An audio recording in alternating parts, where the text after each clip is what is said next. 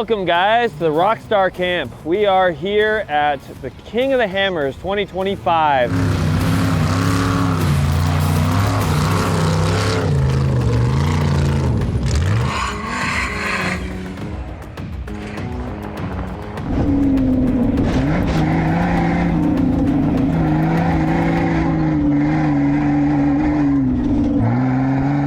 We are here with Mickey Thompson and Yukon. We've been partners with those guys for many years, great teams. And we're out here chasing them in the 4,500 class, the 4,600 class, the 4,800 class Legends, and you can never forget the 4,400 class Unlimited, where the big dogs eat.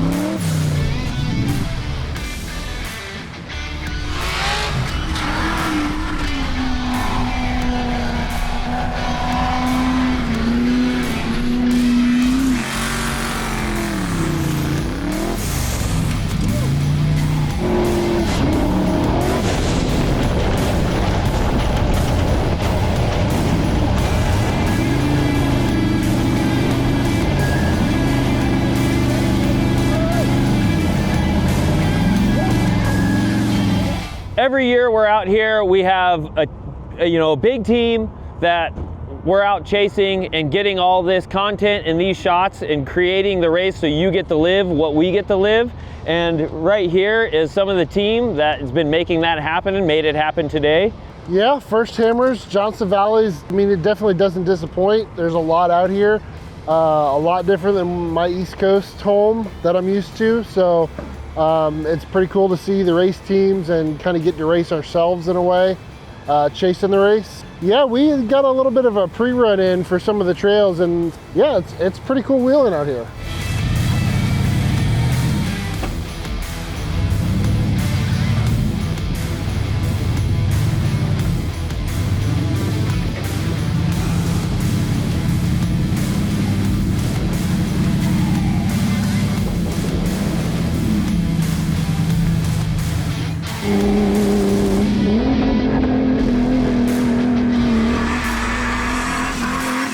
So I think this is probably like my third or fourth time out here. First time actually bringing a Jeep to chase with everyone and hang out and see what Johnson Valley has to offer. So it's been a little bit of a change of pace here, and it's been a lot more fun. So yeah, of course, chasing with Scott here, it gets pretty fun out there. This year has been really fun for me because of having some of these guys coming out here, especially like Alex. He's been here for several years, but not having his rig out here. For him to come out, start wheeling, and without anybody saying anything to him, the place itself started to it motivated him to start oh, I need to adjust this. I can get it to run better. And all of a sudden they start talking about things they've never talked about before because this place just demands that out of your rig. 100%.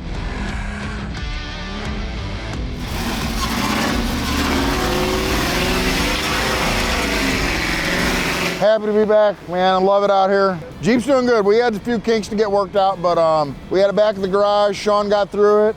Nick built a kick-ass new dash for us, so going good. This is something I never thought I would experience, but here we are, and we're having a blast and chasing the race and hanging out with good friends and people. So you obviously have the racing on Friday and Saturday, but before that you have qualifying. So we got the chance to kind of see everyone go out for qualifying for the EMC race and the 4,400, the Race of the Kings.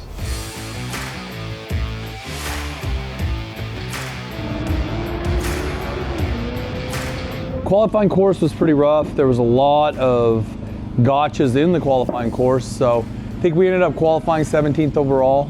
we ran a decently conservative lap, but fast enough to get us in the top 10 rows. And so that's kind of, it's always a good starting position if you're in those top 10 rows. So it's better to be in the top 5, but we did what we could. I liked the year that we ran up Chocolate Thunder because it forced guys to actually really rock crawl. And there's so many guys out here that they go fast, but they're not good at the slow stuff. And so you got to kind of be methodical about that. So I liked it better. But this one had a little bit in it. It's just, there was a lot of short course in it too. I'm running the Mickey Thompson Baja Boss 37-inch SX tire. It's a tire that Ben and Robert kind of started developing, I think, for the class specifically, and they started asking some drivers, like, what would you like to see in a tire? And we all started giving them input, and they built a tire. And way tougher sidewalls than the XD had. I mean, honestly though, we won in 23 on an XD. We didn't kill a single tire all day long. So by all means, that is a tough tire. But compared to other stuff that I've run, I love the predictability of this tire. They're tough. I mean, you can put them through some stuff, and you're not going to kill the sidewall or anything like that. But at the same time, unlike some other tires that are more ag style with the tread pattern, these tires have the staggered tread pattern, which makes them hold corners better, and they're super predictable. So I guess I just like that warm fuzzy feeling it gives me to know what it's going to do, instead of being, if I'm on a real side hill off camber thing, that I'm just going to slide off the hill and roll. You know what I mean? It just usually hooks and goes. So, and there's a lot of that in here. I mean, so it's again a tough tire. It's reliable and it's predictable, and that is an amazing aspect to have in a tire. I mean, I'll be on Mickey's for life. I mean, in my off-roading career. I mean, even probably on everything I drive, just because they have been that good to me and I'm that loyal to them.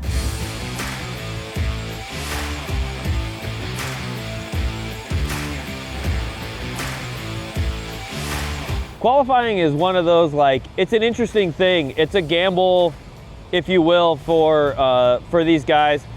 If you want to be in the front, the less cars, the less traffic there are, the less interruptions you have, the better time you're going to have. So that's huge, but you are risking your rig when you are qualifying, because a qualifier is a 2.5, 3 minute short course, if you will. You've got the infield, but you are running through the rocks, and they don't make it easy in that qualifying lap. And you're risking damage on your vehicle that, depending on your budget and what you have, if you have the parts, you have the time to swap that out, get your car race ready again. Those are things you kind of gotta each team has to kind of balance out.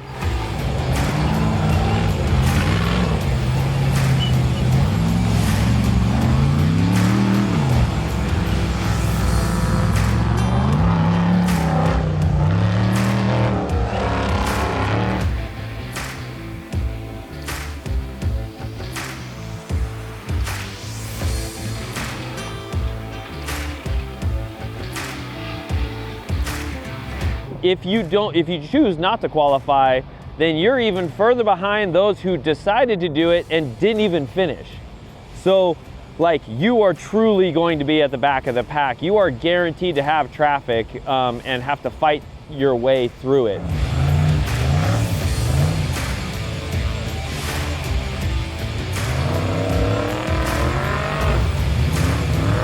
I'm Matt Zeiler. I am the driver of the number 247 UTV for Race Driven, and a friend of mine is having a baby and he was not able to drive. That's Sean Reisky of the 866 4800 or 4800 car. That's right. I'm not used to saying that word. Right. And he's let me drive it and kind of entrusted me with his driving wheel, and we'll see what happens. It's a big car going from a UTV to the big car, so it'll be a learning curve.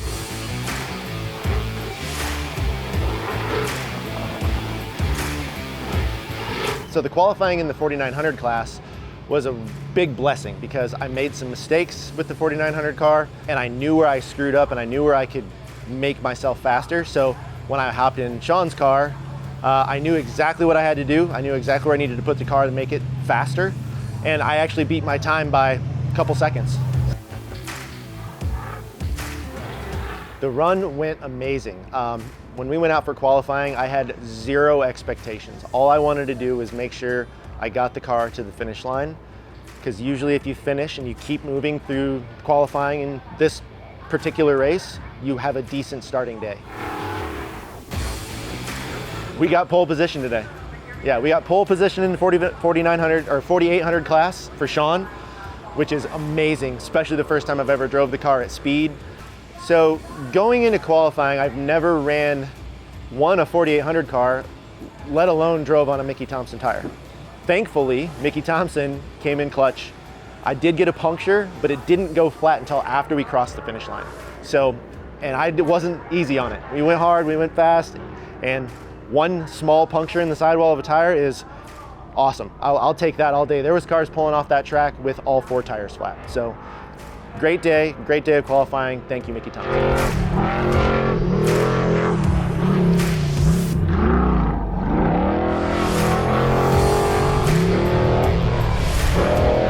And in our number 1 spot for the EMC qualifier, we had Matt Zeiler filling in for Sean Radsky.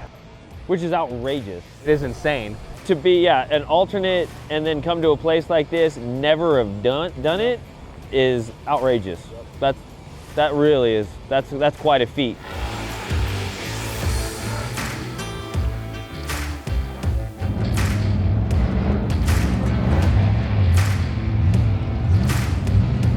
Qualifying went well. We had a real solid run, not pushing super hard, risking breaking anything or anything like that. So we ended up 4th in class and 28th overall.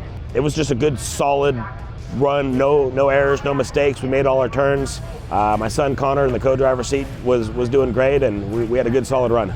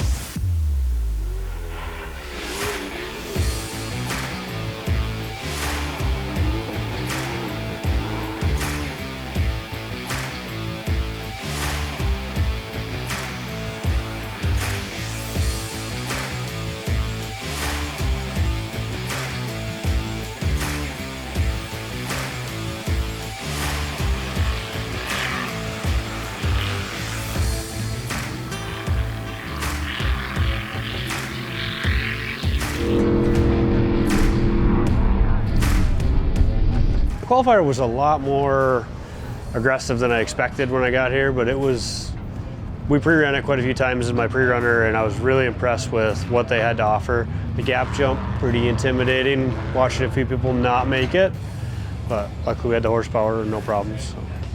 So. Mickey's were perfect, all 4 still holding air. 5th one's on there just for weight.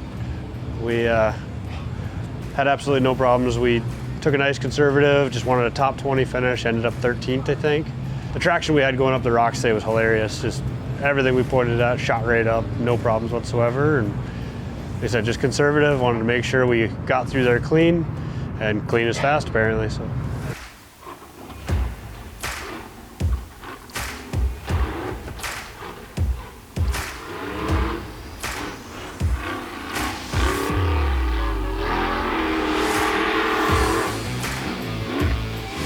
Sean having a stand-in driver was pretty entertaining. That is a ringer of a stand-in driver. Good job, Matt.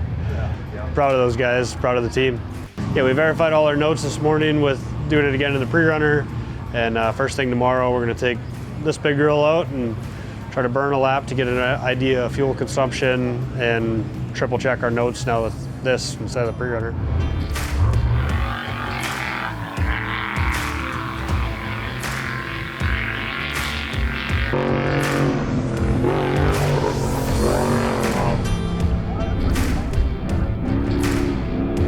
You know, the main thing about qualifying is to be as far as front as you can to have clean air. So the gap jump was full throttle from the corner to the jump, and it wasn't too bad. Yeah. It's been the hardest course we've ran yet. It was almost a blur. I think I took in air like 3 times. Honestly, we ran the routes that we planned, we just ran them faster. And even though we had some rocks that we hit that we weren't expecting, other areas, because we were carrying more speed, actually felt smoother. I was surprised that we didn't hit the spots we knew we were going to hit. It was full of adrenaline, for sure.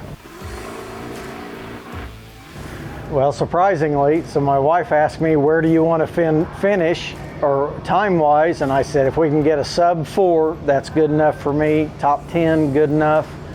We ended up somehow or another second place. We came in here and our Team Indiana teammates let us know we were in second place. I'm the old man of the group, so for me it's completely unexpected. We did rock, paper, scissors about who's gonna run out of the desert first, and he's gonna go in front of me, and he's gonna have to stay ahead of me because I'm gonna follow him like his blue jeans follow him.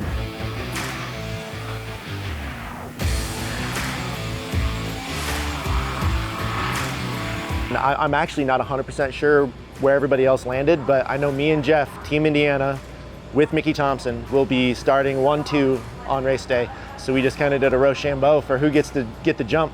And he said that he's going to let me go, but I don't think he's going to.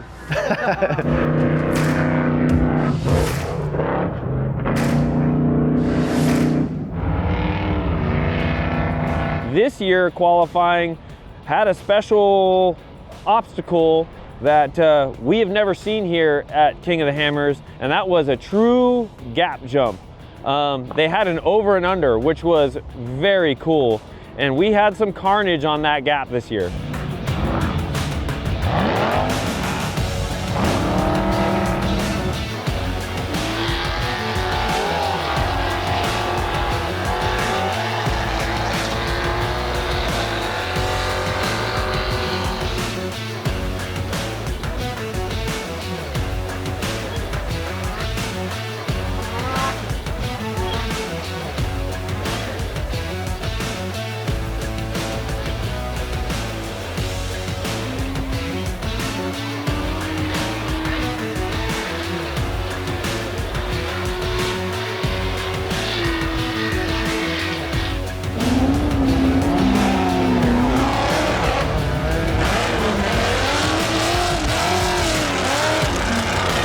Yesterday's run was actually probably the best run I've had in a car ever. This car is probably the first real race it's had, even though we've had it for a year. But we spent a lot of time on it, getting ready for this race. Spent a little bit of time out pre-running with it, but that was actually the first time that this car has even been on that qualifying course. We had a really good run, and it was a little bit helpful that being in the car before with Todd to kind of see it. But it was amazing. Tires did amazing. We ran the 40s for qualifying, and then we switched over to 42s for race day.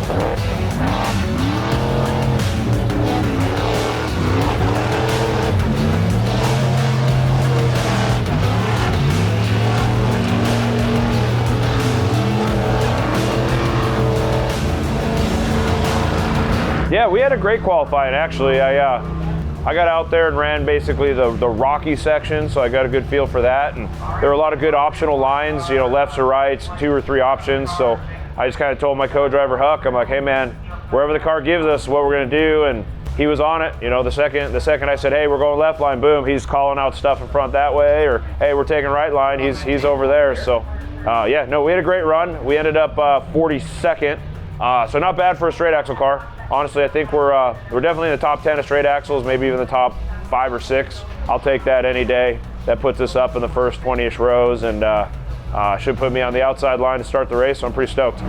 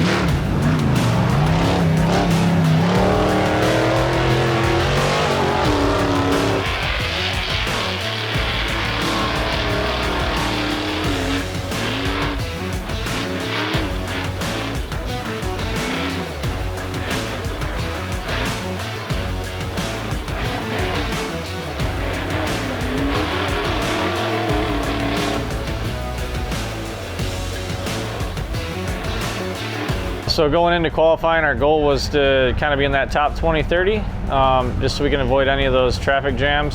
I think Jackhammer is going to turn into a traffic jam pretty quick. Obviously, yesterday didn't go very well. We come around a corner and the rear tire decided to pass me. We found we had some faulty studs basically on the wheel. So sheared all those off and starting in the back. So strategy is going to be a little different.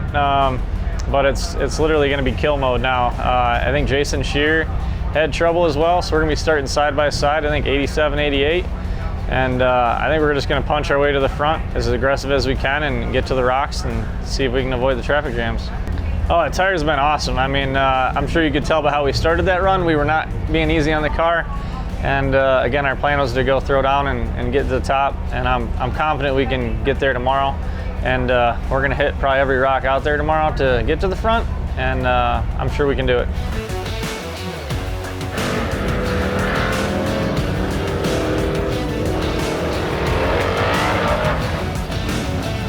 Oh, these Mickey Thompson 42s did us great. So we pre-ran when we first got here because they weren't available yet on the 40s on the qualifying course, and we kept hitting the belly pan on some rocks, and so we were trying to position ourselves to not tear the car up that much. So once we put those 42s on, we went out and ran one more time just to get it down, and there was no bumps. We cleared everything. They didn't take a ton of power like we thought they might, being a taller tire and heavier, but the car just worked really well with them. These Miller cars on a 42, they fit. Yeah, the strategy was not to roll. So qualifying for Nationals race, I biffed hard and ended up rolling the car. We came back from last place to win the Nationals race. It was a great experience, but we didn't want to start last again, especially in the biggest off-road race of the world. So we knew we wanted to be 30th or higher. We were shooting for a 3:20 to a 3:40 minute run.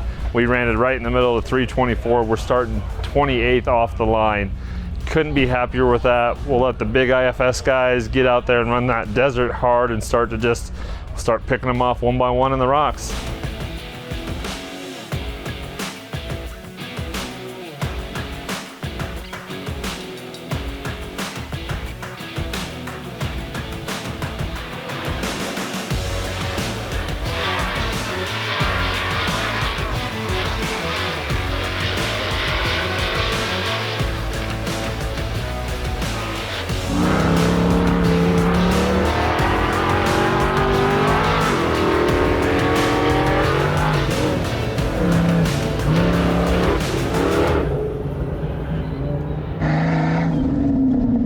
One of our days was we were able to spend the afternoon. We were able to link up with some of the team racing, that some of our Mickey Thompson team there, got those guys up there to go play around in the dunes and just kind of get some fun content stuff, And I mean, you guys know I love the dunes when I can find them. And I've been to I hadn't been to these dunes in it's probably been like 4 years or so since I've been back to these dunes, and so it was fun for me, and it took me a minute to kind of, I mean, any dunes, it takes you a little bit. You got to kind of find your spot. What's a good spot for you to kind of rip some turns.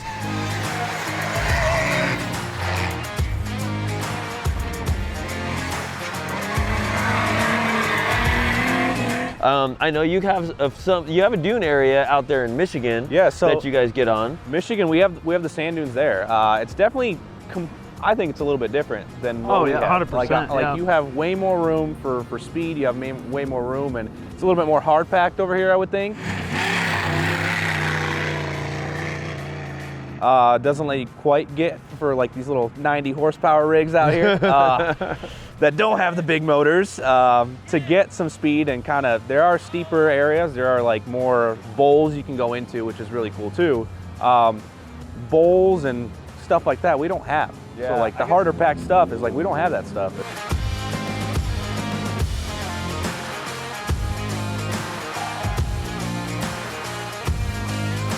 You know, we found this really cool location. We got some of the team out there. It was awesome to watch the big horsepower race cars get in there and tear it up.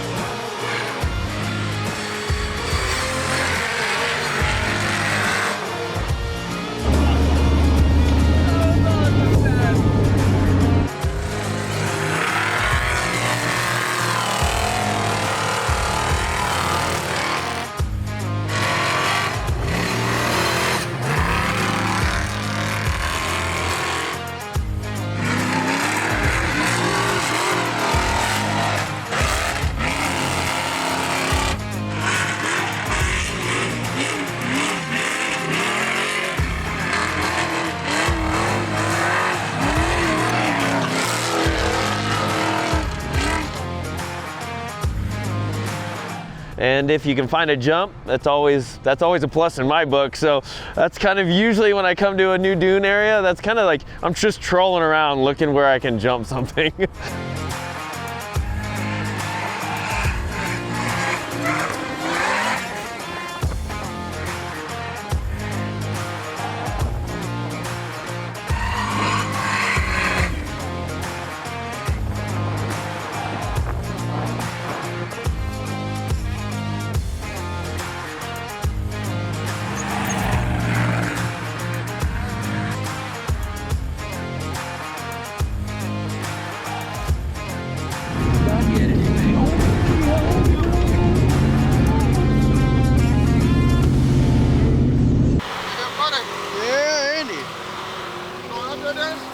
Oh yeah.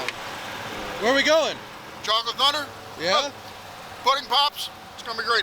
The pretty much like go-to thing to do out here during the nighttime, during the time where like the course is cold, and is going out to Chocolate Thunder. You have to go out to Chocolate Thunder and just see the chaos that is out there. That is literally chaos out there. There's tons of people, tons of rigs, tons of fireworks, tons of lasers, tons of everything and anything out there. It is so entertaining to watch.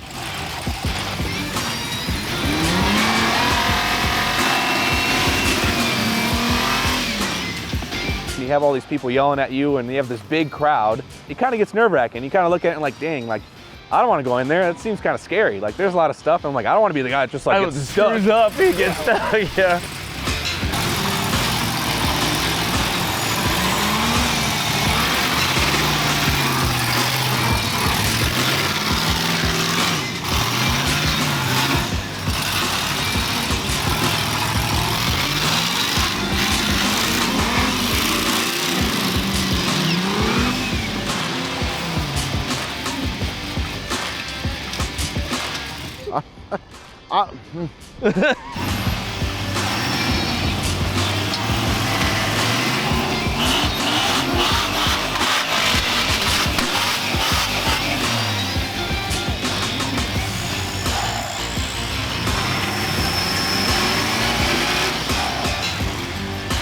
he's probably the one that made me think like that too, because I rode with him last time and we caved in a door. Andy should know better, and he still keeps going in there.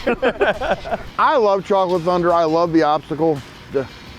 One of these days, I just have a feeling that the good Lord is going to take my steering wheel and just go this way right towards all them people running their mouth. No, I love it back there, though. I mean, it's a good time.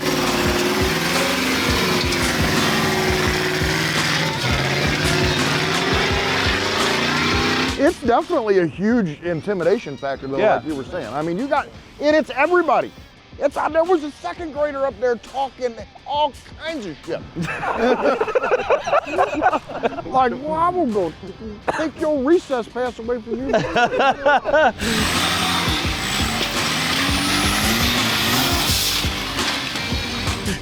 You have to remember when you're getting into Chocolate Thunder, if you're going there at night, everybody is cheering for you like they are your friend, but they are not your friends. They want you to fail. All they're doing is they are trying to lead you into the worst situation they can get you in. And if you get stuck, break, or roll over, they're gonna cheer for you for another maybe 5-10 seconds. And then they're gonna start yelling at you to get that thing out of the way because you're slowing it down. Nobody there is your friend. They just wanna see you wreck. Even your friends aren't your friends. Jordan, hey, Jordan got in there all sideways. He kept calling for Alex, and Alex was like, nah. Hey, every time you guys got stuck, I was cheering, yeah, get that thing out of the way.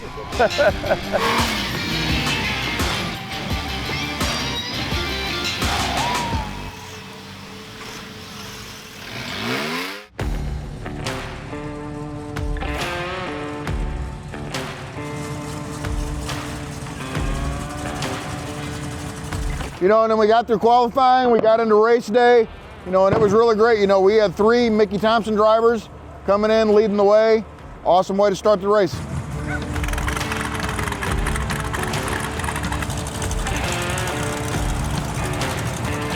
It was awesome, the adrenaline rush, and even not just Matt, but just the field is just incredible.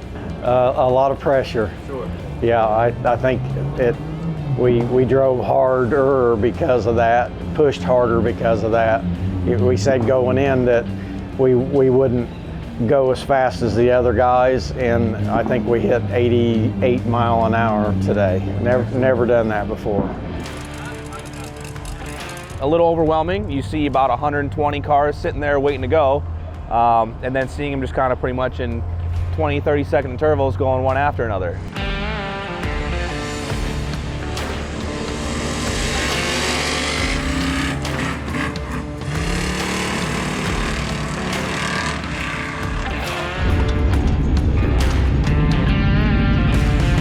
Me and Andy's rig, me, Andy, and Ian all headed up to Heartbreak Hill.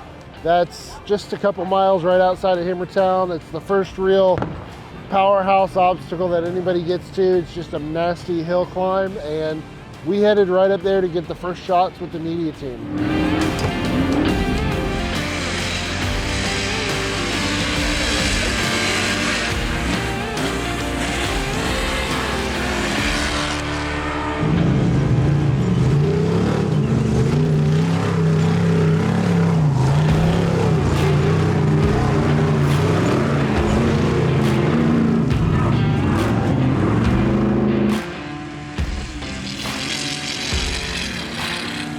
The start was good. Well, I had an agreement. Jesse Oliver, I mean, I've known him for years, and he started next to me. And he said, dude, I know you're going to be in the hunt. So I said, yeah, I'm going to go. And he goes, I'm not even going to take the gap jump. I'm going the bypass. I just don't want to take the chance. So I said, well, I'm hitting the gap jump. So we took off, and that was that. And so we passed, gosh, probably at least 4 or 5 guys in the first maybe 10 miles. And there's a lot of dust out there. And then it seemed like once we got on the lake bed and some of those dustier trails, I just couldn't see, like, and you don't want to race faster than you can see because you're going to stack it up. So we couldn't run the exact first lap that we wanted. I think we were down like 5 minutes at the end. I mean, the leaders got out on us about 5 minutes. But in the second lap, we made up several positions. I mean, I think we were top 10 by the time we rolled in the second lap.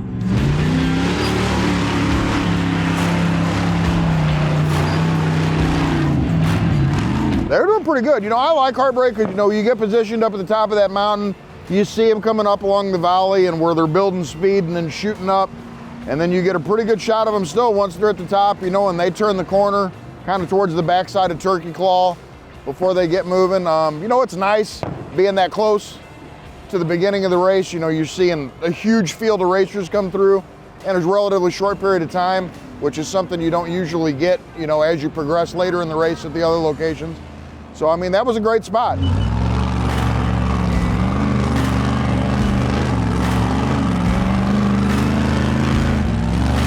They hit Heartbreak, your first kind of like stratifying challenge where it already starts to separate the field. You see the strong cars, you know, and they start to get out, they get through that, and they hit the open desert and start running. And we're here at the starting line, you know, and we're waiting for every car to come off. They were going so fast that it actually became a time crunch for us. The last guy left and it was like, okay, it's time to go. They were already, the leaders were already come around, the field started to stretch out, and they're already getting to the, like, approaching our next shooting location. So we gotta beat feet, right? And it's like they've covered, you know, they've already covered 50 miles.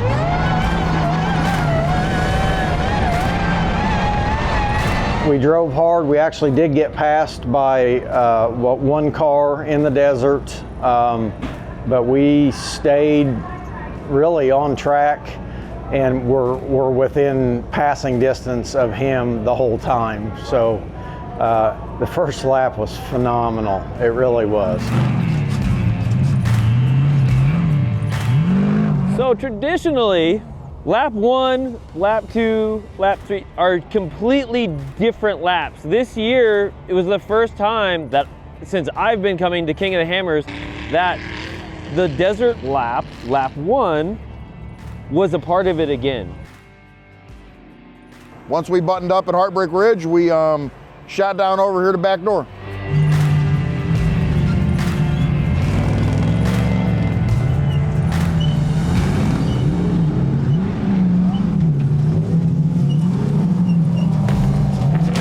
We caught the lead there. We caught several other cars there. A bunch of our drivers were there as well. And we were able to catch them going through that, which it's not a very difficult section. It's a slower section, bypassing back door. So a couple whoops, a couple off-camera spots, but nothing too crazy. And you could even see that some of these guys are starting to slow down coming through that wash because they just ran triple digits maybe out on the desert lap, and their cars are hot. So they're coming in a little bit slower, letting things cool down so they can get back in it later on. I mean, absolutely, right? This is a race of attrition. It's easy to go fast for a little bit amount of time. Everybody can go fast. This race forces you to go fast for long periods of time. And that is a different skill set in and of it, knowing your ability and then your car's ability and what it can sustain. Because you've only done lap 1. Next lap is the rock.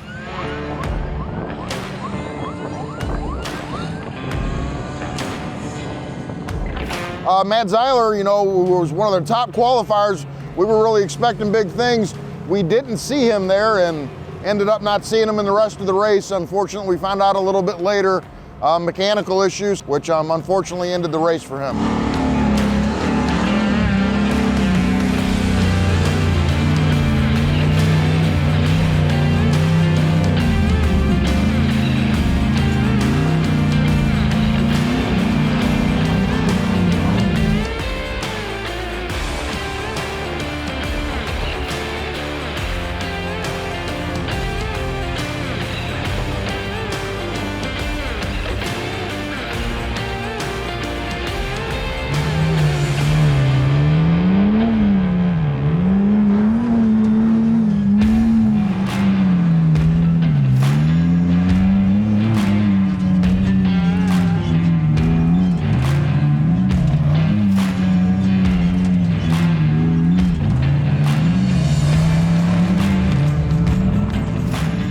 We ended up putting ourselves kind of between Big Johnson and Clawhammer. And it was a really cool spot because we could see them kind of coming off of sand into some rocks, back into some sand, carrying, yeah, and then like once they kind of get out of the rock, right, then they shift and grab it and go. So that was a really cool spot.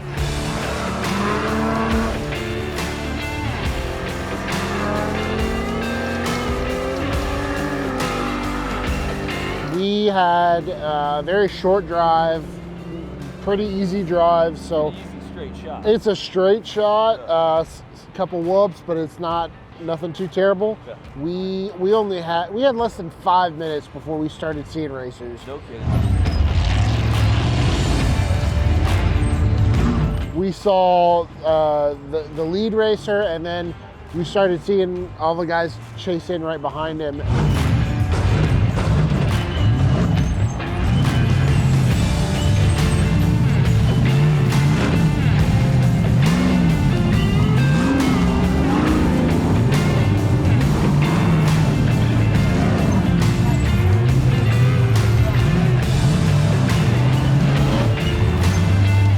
Saw one of our Mickey guys unfortunately topple over right there on idle issues as he started to go up.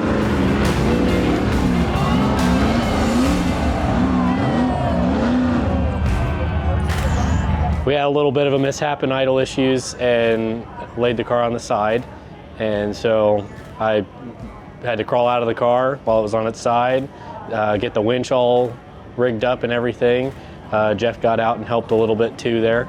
And got him back into the car, started winching it over, and he was able to drive it up the section that we rolled on and get moving again.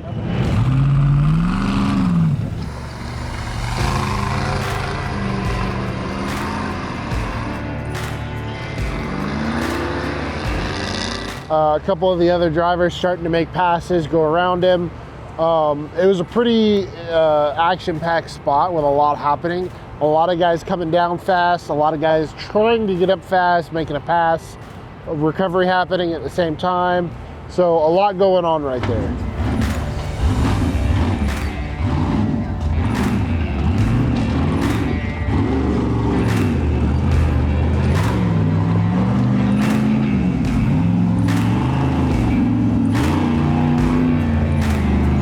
That's a cool spot because you've got Chocolate Thunder, them coming down, and it links right into idle issues, to her problems, and then looping around. You go and Jack, or the race can go sledge Jack. It's Jack this year, and it's that's a cool one you can catch a lot of action right in that location.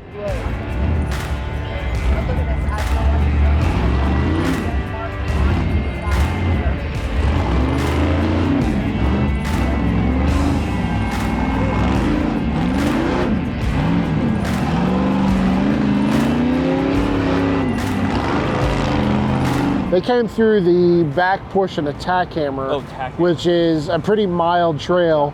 So they came through that, and then after they went that, then they had an extra loop that they had to do. Yeah, and that was up the top portion of Wrecking Ball. Exactly. So they had a portion of Wrecking Ball, and that gave us just enough time to get over to the entrance of Jack, where they're coming up over the hill and getting right into that first obstacle.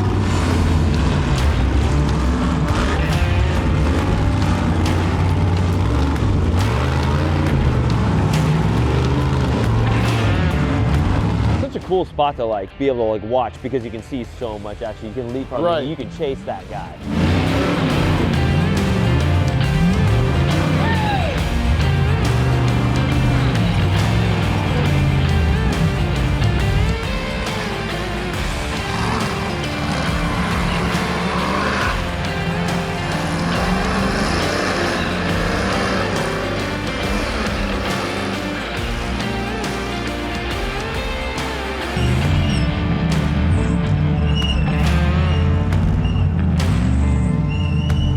In the second rock trail, we broke our shifter off. And so we had to basically pull over and figure out a way to shift out of high range or melt down the car. So we pulled over. It probably cost us about 30 minutes plus, by the time you tear the car apart, put it all back together, remove what you do, and figure out your way you're gonna fix the car on the trail. And yeah, so it took us a bit of time, but so I think that probably cost us several positions.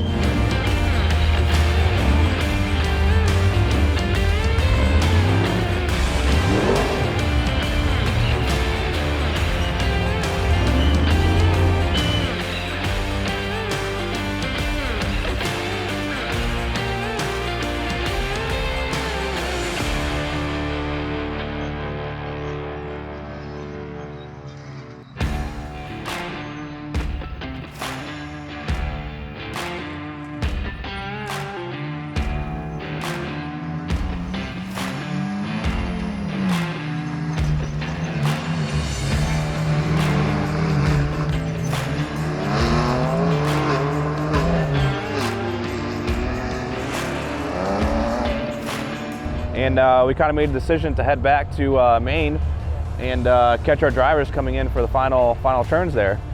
So we got through the rock lap, and by the end of outer or Spooners at the top of it, I was ready to be done. I mean, seriously, we were so tired, just getting beat and jostled and everything around. But we did what we could to make some time through the desert. Got back and dropped resolution, dropped backdoor, hit the short course, hit the jump, and that was that.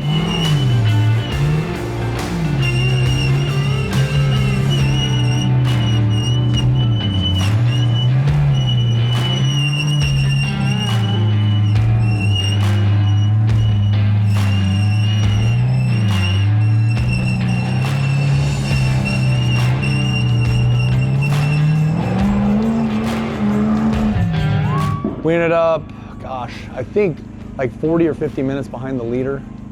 But we were 5th across the line and 4th in class. So, I mean, we finished 5 out of the 8 years we've raced it, and we finished top 5 4 out of the 8, so.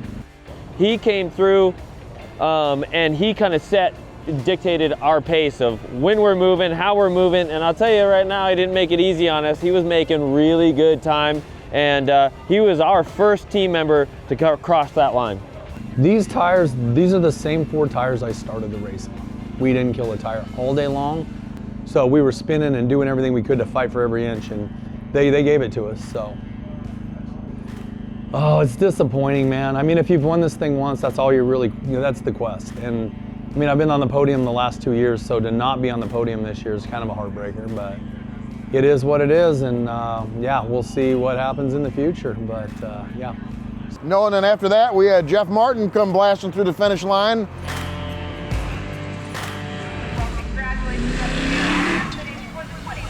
So the last few miles were not so much in the rocks anymore. It felt great because prior to that, it was brutal, mentally, physically, on the car, all of it. And then, of course, knowing that you're making it across the finish line means all the hard work and preparation was all worthwhile. Oh, coming across the finish line was just raw excitement. And then as soon as we pulled around and they started taking the transponders off and everything, the soreness started to set in. Realized we'd just been racing for basically a work day, and all the hard rock trails and everything where we were beating up on the car and beating up on ourselves, started to feel the bruises from that. So, yeah. Well, we think we finished 11th overall and 9th in class.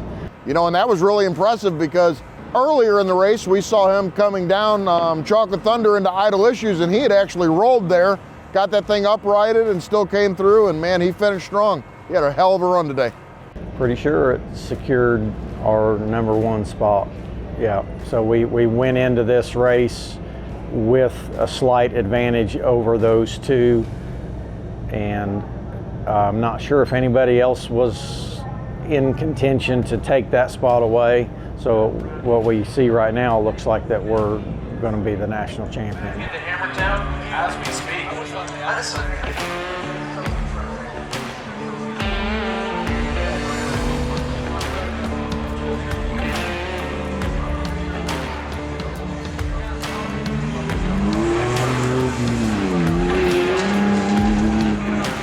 Last year's winner winner of this class this year. Up on the podium in this number 2 spot, Bailey. I love it. I love the smile. You always got a great smile. Yeah, I mean, we were chasing down Brad today, hoping to repeat, but man, he's fast.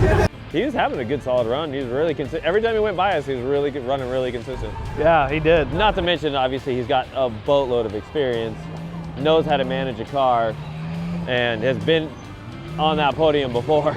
And so, I mean, that experience. Knows that car well. Yeah. Brutal race out there. I think that's the hardest EMC course I've ever done. All right, congratulations once again in that number 2 spot, Bailey Cole. So not only being the first time out here to Johnson Valley, but this was the first time chasing a race. And it was a race for us as well, which was really enjoyable, having kind of set deadlines on we have to be here at this time and pushing our rigs to be able to do that in the same timeline as when these racers are, professional racers are doing the same exact thing on an actual course. It definitely taught me a few things about my rig that I'd like to tweak. Chasing definitely is a good time. Being in your own car and being able to go to Scott and do some go fast stuff and putting the pace on there, putting some little pep in your step to get to different places is definitely exciting. It's fun. So today was an awesome day. We always enjoy this day. One, we get to see a lot of good racing, and two, we get to kind of prep ourselves for tomorrow and that 4400 class. I don't want to say I'm nervous about tomorrow, but these guys are going to be moving so fast from what we saw today in this course that it's going to be one, exciting, and two, a challenge for us.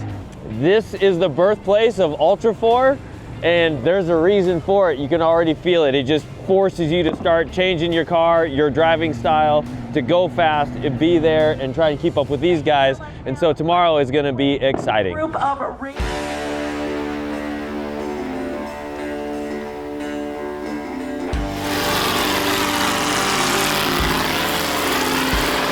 Saturday morning, always a good time. We're looking forward to the Race of Kings. You got the 4400, the big dogs are running today. Fantastic day. It's always the highlight of this trip.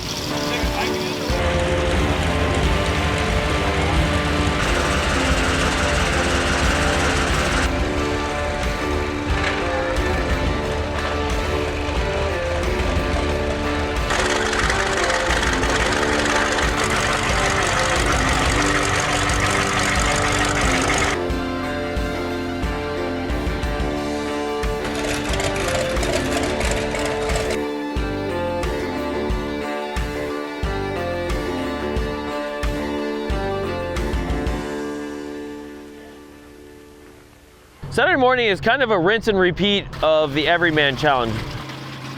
Yeah, after that first day, I got pretty excited. We already knew we were going to have to go at a little bit faster pace, and kind of excited what the second day had in store for us. Got to see everyone go a little quicker on the course too.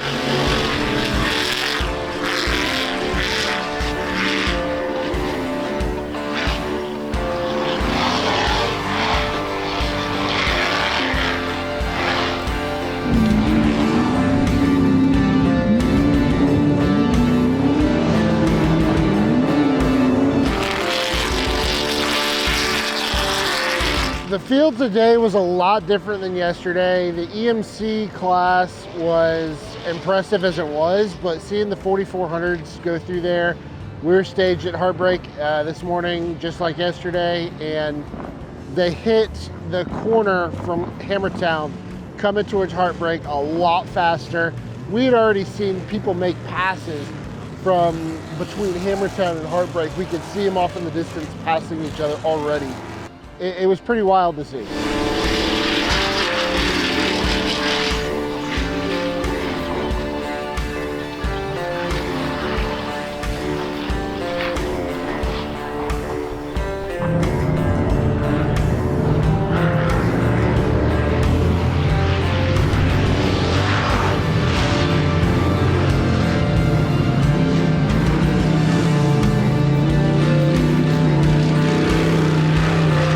So we kind of knew today would be a faster day. We definitely were trying to kind of schedule ourselves to figure out more towards the mid-pack. We had Bill McGibbon come out in 5th in qualifying, so we were definitely looking out for him as we were going.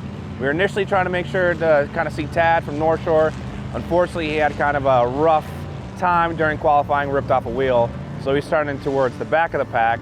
And we were kind of just hoping that he would kind of fill that gap in and fill some positions, so. For sure, and I mean, I'm rooting for all, I'm rooting for everybody. Of course, I'm rooting heavily for our boys to qualify well. Getting in front, getting to that clean air is important.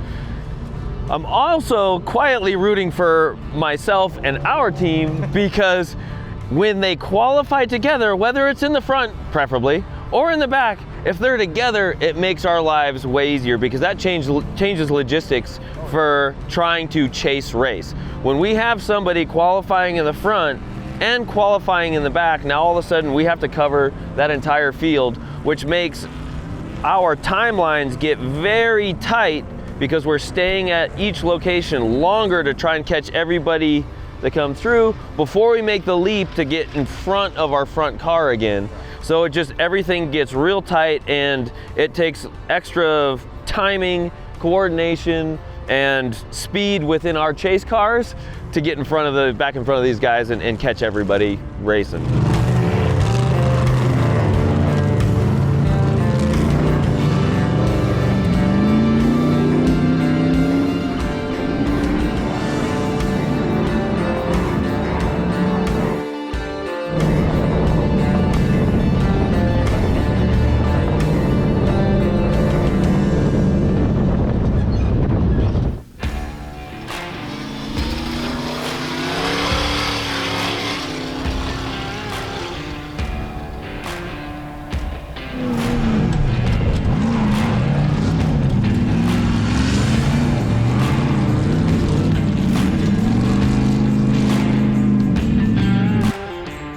Mickeys handled great. The 42-inch sticky Mickeys, they're amazing.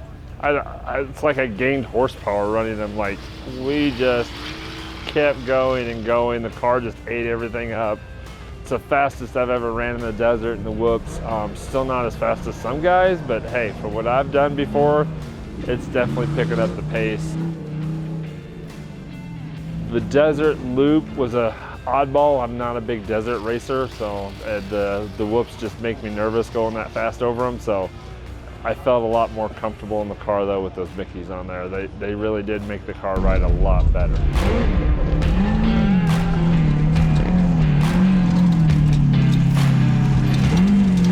It was great because we saw just about our entire field too, because this is lap 1 and they've just hit desert. Right? And so as long as they didn't make any critical mistakes out there in the desert, everybody's coming through.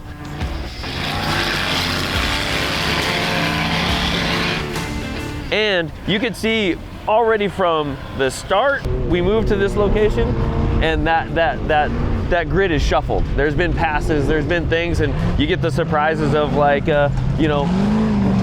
oh, wait a second, that guy, he was way back. Dude, he's way up on time, so like that could even be even though he's the 10th guy that's come across us at the time, it might be physical or actual first, even though he's physical 10th.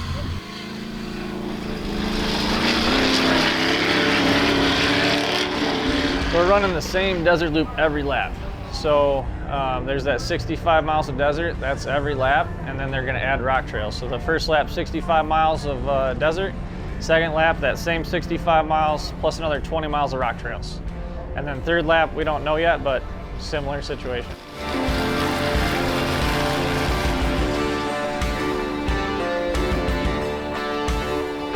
We wanted to go catch them at Clawhammer. We haven't gotten cameras back in the Clawhammer in a while, and I don't know if we've ever gotten cameras as deep into Clawhammer as we did this year. So we went ahead and we blasted, we raced. Oh, we had a good time on that one. Side-by-side action through the lake bed. That was a good time.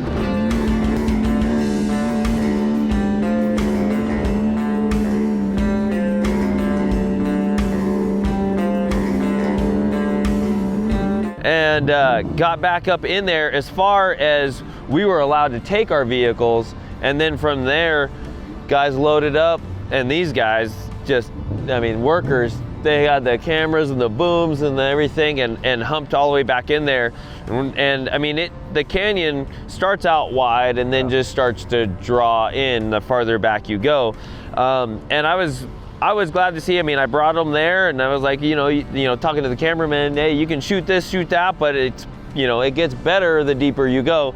And I was impressed to see actually how far our cameraman went all the way in there to get to the main obstacles. There's kind of 3 tiers and big waterfalls there. They got into a prime spot to catch these cars. It ended up being a good day. It started out, lap 1 went really good. We got in just over an hour on 68 miles through the desert. And then lap 2 did not go as well. We had fight issues. We ended up stopping 4 times. Trying to fix cooling fans, got stuck twice with the rear of the car, not even the front, and it was a brutal day. But when we stopped in the pit for the start of our 3rd lap, my wife told me to get it done and finish it, and so we got the fans fixed and everything working properly, and we got her done.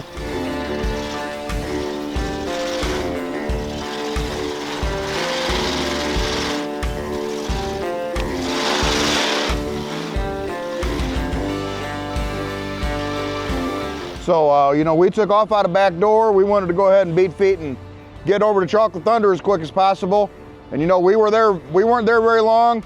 We saw Chad come through pretty quickly. You know, as soon as we saw Chad come through, you know, we're keeping an eye on our leaders.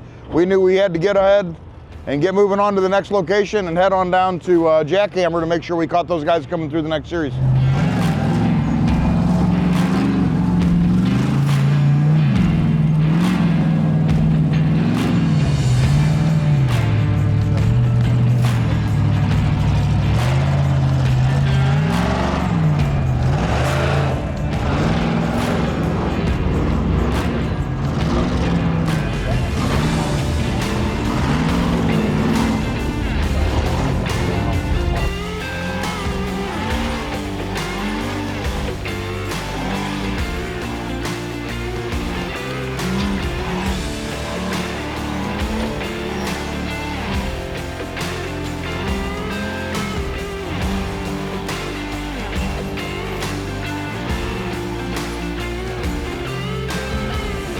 Yeah, so we got to Jackhammer, and we saw Chad and some of our other guys.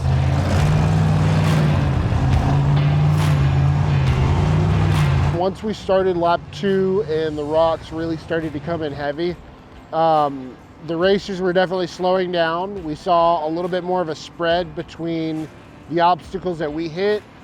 We could definitely see more of a spread between the racers there. But I mean, they were still moving because we were driving alongside Chad at one point, going from obstacle to obstacle or from spot to spot, and we could see him, and he blew past us. So they were still moving, but there was definitely some slowdown and some spread between that. We definitely lost a few cars that a few racers that we originally had seen at Chocolate and even at the backdoor wash that were no longer there. So it was definitely taking people out. So it just really shows you how tough the race is.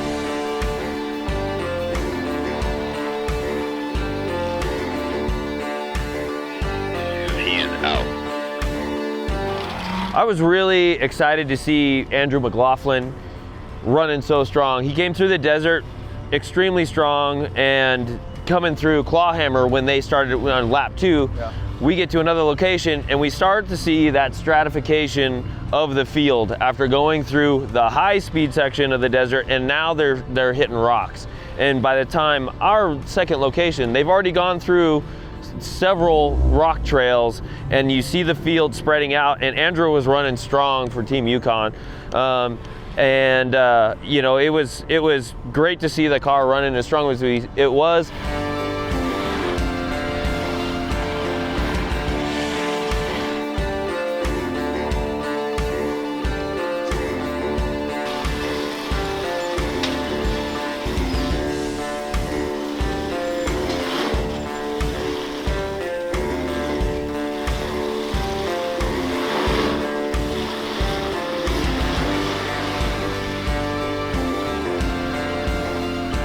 We're tracking these things on our phone. I'm trying to keep up with the guys, figure out what they are. Well, I wasn't tracking it on my phone. Yeah, someone lost their phone, so he couldn't do that. But I kept my phone, and I was able to track them. So tracking some of our guys throughout this course, you definitely see them change their pace on that third lap. Oh. They're cruising through lap 2 to a degree, but definitely seeing and hearing some guys having some motor issues, some having some like physical track issues and all kinds of things. You can see how like this race is knocking some cars out.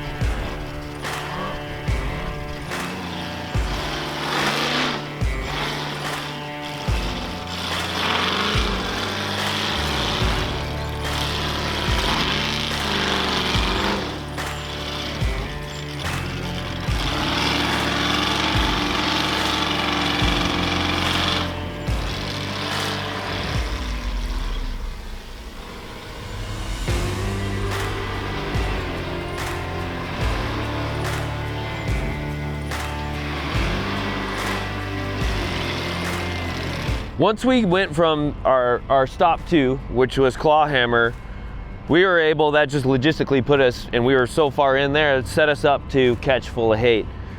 I've seen Full of Hate, I've seen the entrance of Full of Hate many times. I knew right where it was. I've never driven up it because I've never heard any good stories about going up it unless you're in like a full like buggy type of a rig. I mean, it really is. I mean, if you're gonna take no bypasses on Full of Hate, you're talking full rock buggy stuff. And so I was excited just to watch cars go up it because I've never even seen a car go up it. So we were able to bump over, get set up on that, and get ready to watch the show.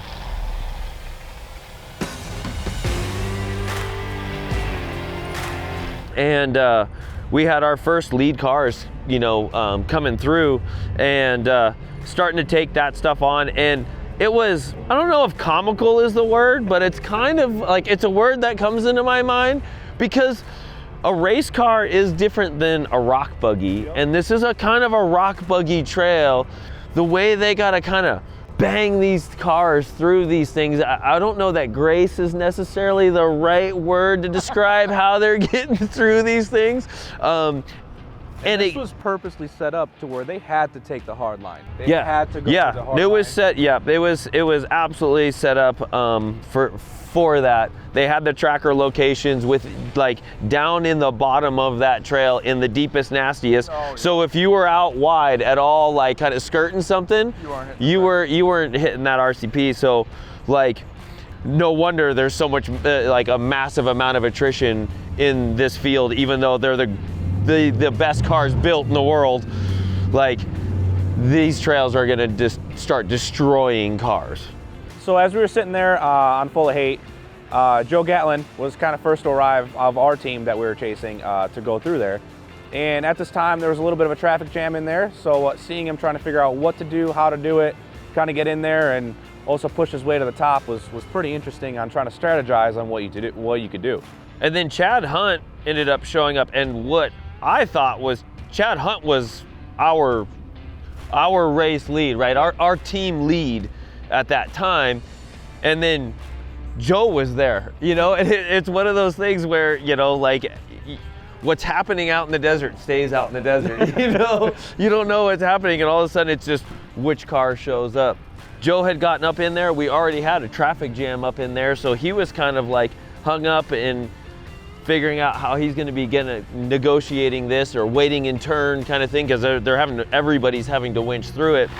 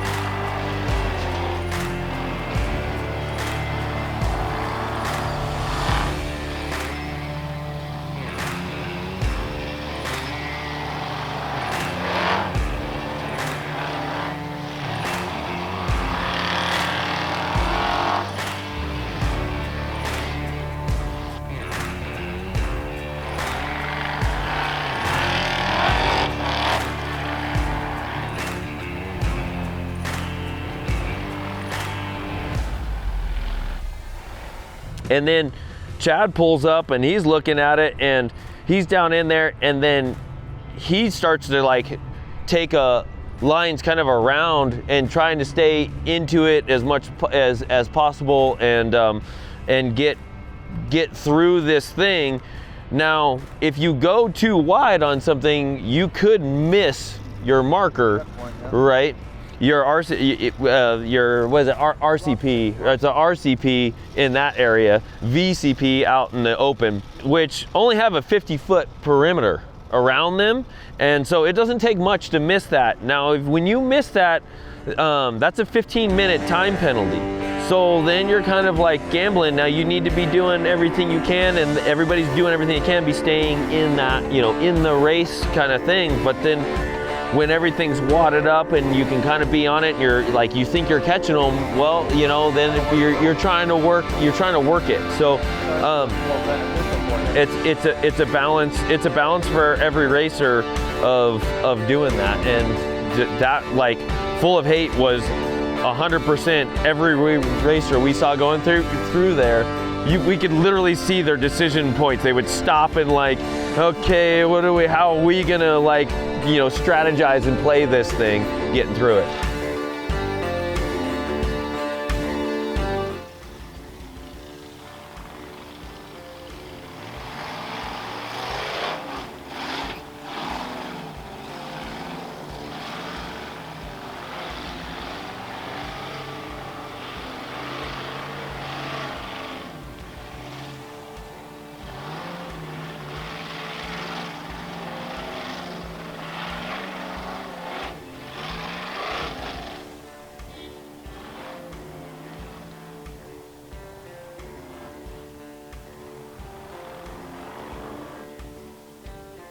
So we bounced over to tag camera and we waited quite a while. We ended up being really early, or the racers ended up being really late because of that attrition on that third lap. They just were not showing up. We waited probably close to an hour before we saw anything. That third lap was really slowing everybody down. We saw a couple of the new race leads come through, some of the side-by-sides, which was pretty impressive to see, and ended up catching our guys Chad and then his team partner in the Brandt car come through pretty quick after. The field was thinning out at that point massively on this third lap.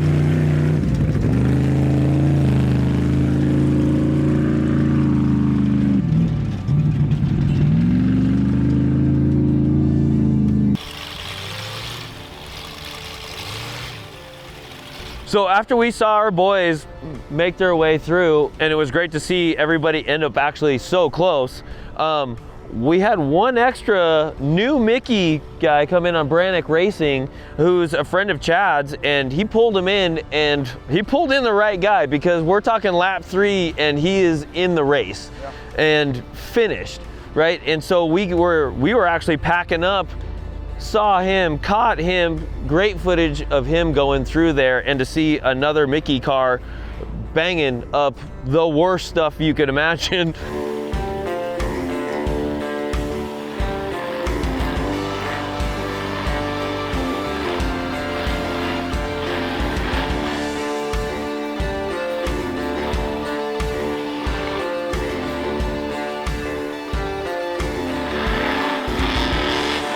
So Jonathan Dawes, he's just new to Mickey's also. I talked him in December to get him switched over. Yeah, he had his best finish ever too on Mickey's. No flats, no problems, and he just killed it out there today. He ended up, I think, finishing 8th or 9th. He did an amazing job also. Jonathan Dawes, he's a hell of a rock driver, as you'd say, so he shined with all the hard rock trails we had this year. Once those guys cleared, then it was like, well, it's time for us to get out of here. It's getting late, you know, we're gonna be losing light. We want to get back and catch those guys across the finish line, because once they got through that, we knew they were gonna get moving again.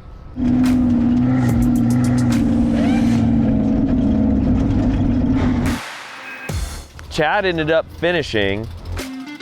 We ended up coming in, once we got all of our time penalties and everything assessed for missing some VCPs, we finally finished 5th. Definitely my best finish. Last year I finished 20th, which was my first finish out of 10 years, and then we finished this year too, which will be a 5th place finish. To have that kind of growth in one of the most challenging races there are in the world is unbelievable. Like the amount of effort that whole team is putting together to do that is monumental. One more, Team Indiana. Rocked it out in the pits today. Thank you so much. All right, let's give it up for Mr. Chad Hunt. You know, like the difficulty of these courses ebbs and flows. Yeah. It is always extremely challenging. That never really goes away, but sometimes it's outrageous. Other times it leans on the faster side. Dave set it up so it looked like it was gonna be fast. Yesterday was fast, and today it was fast until it wasn't. That mystery lap 3 just ended up being a brute and destroying the field. And so kudos to our man Chad coming across in 5th place. That is a monumental achievement.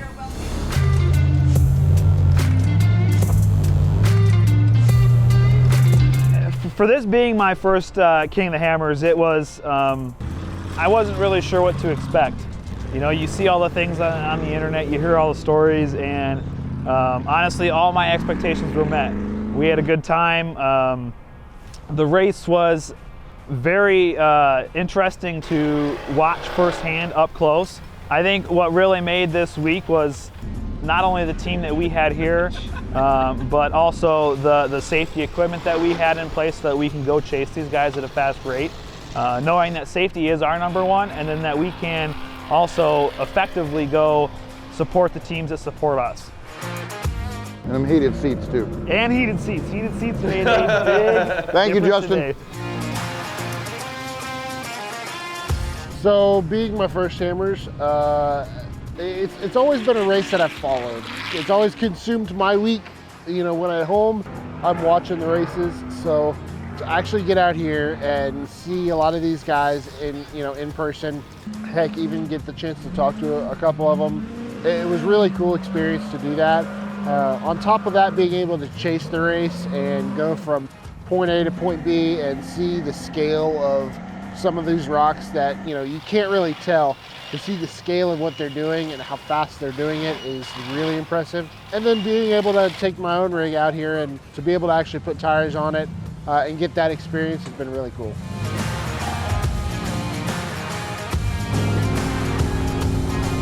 It's definitely been a fun week. Being able to have my Jeep out here this time around and like I said, we've been here probably the 3rd or 4th year in a row now. Yeah. And having a Jeep out here definitely changes the game. Definitely going to go home now and change a few things, add a few things to it, and who knows, maybe something else down the road will pop up for next year. Trailing arms and nitrous.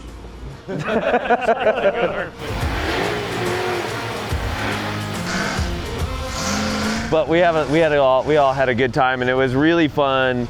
And this entire week has been really fun for me. This is a place that is near and dear to my heart. This is the birthplace of the Trail Reaper, and like everything that has developed my style of driving and what I love to do, and to be able to share it with you guys.